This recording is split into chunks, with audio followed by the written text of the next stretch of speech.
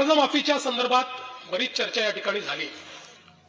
पहिल्यांदा तर अध्यक्ष महोदय, आपल्याला याची कल्पना आहे की कर्जमाफी हा एक परिस्थितीची आवश्यकता म्हणून आपण करतो।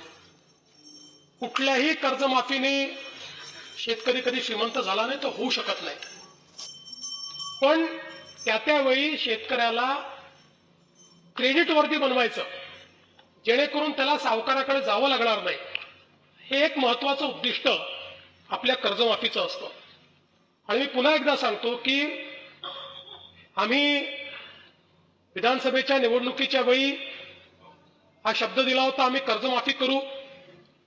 खरं म्हणजे आम्ही 2029 पर्यंत थांबू शकलो असतो, कारण सगळ्या निवडणुका जिंकल्या आम्ही, कुठल्या निवडणुका बाकी नाही आहे, पण आम्ही तसं केलं नाही। आम्ही ठरवलं की शेतकरी अडचणीत असेल तर त्याला कर्जमाफी दिली पाहिजे, आणि कर्जमाफीचा निर्णय आपल्या सरकारने केला। आता याच्यामध्ये आपण काय काय केलं तर कर्जमाफी असेल, एकवेळ समझोता असेल, प्रोत्साहन पर लाभ असेल।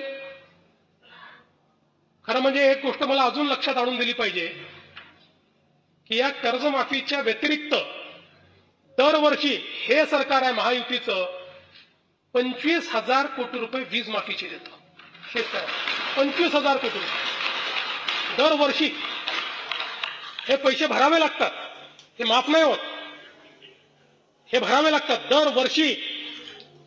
पहिल्या वर्षी 20,000 कोटी, 22,000 कोटी, 25,000 कोटी हे पैसे आपण भरतो। आणि एकूण जर आपण कृषी विभागाचा आजचा आउटले बघितला, सगळं मिळून वेगवेगळ्या योजना आणि देणाऱ्या सबसिडी, तर तो 95,000 कोटी रुपयाचा आहे, 95,000 कोटी रुपये। आणि हा कर्जमाफीचा निर्णय आपण घेतला।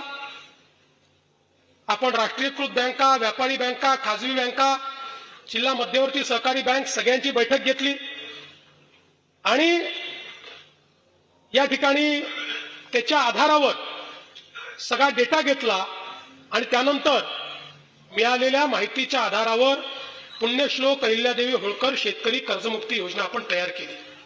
सातत्याने या संदर्भात अटी शर्ती आहे तशी मागणी होत होती। आज जवळपास आमच्या रणधीर सावरकरांच्या नेतृत्वात महायुतीचे सर्व आमदार मला भेटले आणि त्यांनी सगळ्यांनी मागणी केली की ही 50,000ची अट तुम्ही काढून टाका।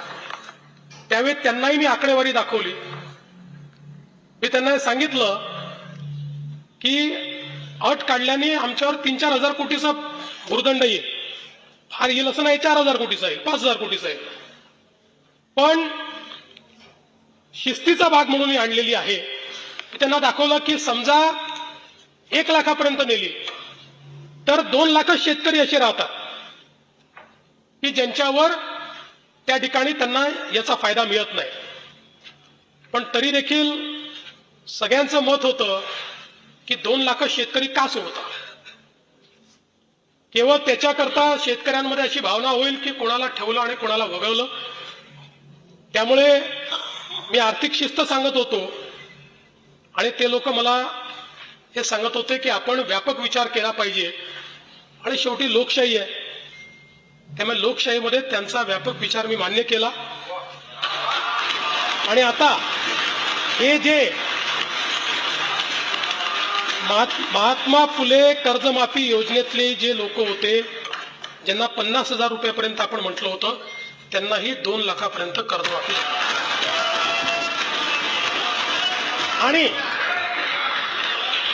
त्यासोबत 26-27चा जो नियम आहे तोही वगळण्यात येईल। आता आपल्याकडे तर सगळं आहेच, 26 मध्ये कोणी कोणी पैसे भरले आहेत, जसं यांनी सांगितलं 95% लोकांनी पैसे भरले। त्यामुळे आता त्याच्या आधीच्या 3 वर्षातले कुठलेही 2 वर्ष ज्यांनी रेग्युलर भरलेले आहेत ते सगळे लोक याकरता पात्र होतील। पुन्हा सांगतो, पहिल्यांदा राज्य सरकारने हा निर्णय घेतलाय, यापूर्वी कधीही असा निर्णय झालेला नाही।